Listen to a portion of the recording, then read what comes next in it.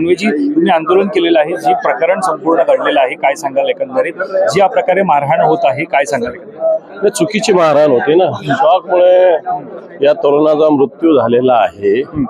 मारहाणीतून जो शॉक आला त्याचा मृत्यू झालेला आहे. मला असं वाटतं ज्यांनी मारहाण केली त्या अधिकाऱ्यावर कारवाई झाली पाहिजे. याला SP जबाबदार आहे, याला कलेक्टर जबाबदार आहे.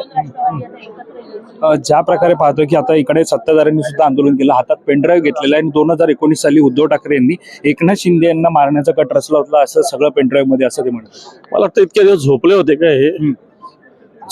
का हे उद्धवजी ठाकरे साहेब एक सज्जनग्रस्त आहेत. असे धंदे ते करू शकत नाही, कधी करणार नाही. महाराष्ट्राच्या जनतेचा असा विश्वास नाही. ठरवून हे कट कारस्थान रचलं जाते असं वाटतं? नाही, ठरवून होतं नाही. कारण आता एवढी मेजॉरिटी येऊन सुद्धा मला असं वाटतं ज्या अर्थी जनमत आपल्या बाजूने नाही दिसत आहे आणि जनतेच्या मनात कुठे अशा या सगळ्याचा उत्साह नाही आणि म्हणून हे असं आंदोलन होतं. नाही तर सत्ताधारी पक्ष कधी आंदोलन करत त्यांचं सरकार आहे, चौकशा कराव्या, कारवाई करावी. तुम्ही कशा प्रकारे याला प्रत्युत्तर देणार आहे?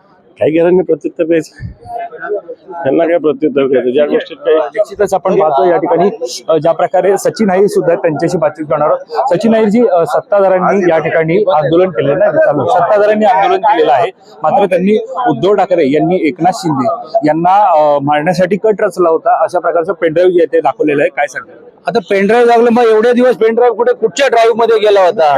राज्याचे ते मुख्यमंत्री होते, गृह खात्या त्यांच्याकडे, उपमुख्यमंत्री त्यांच्या सर्व बरोबर.